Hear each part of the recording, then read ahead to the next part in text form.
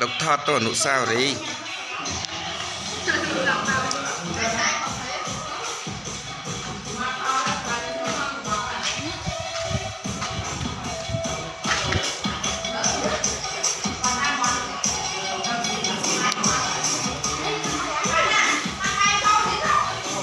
ăn khoán dôm hôm nín tiết ạ.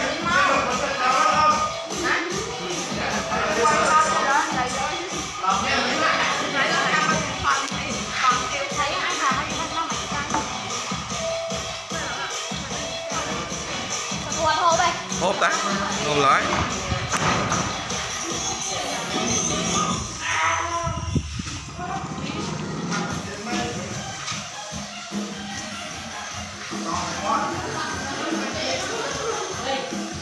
Mai Sam Kỳ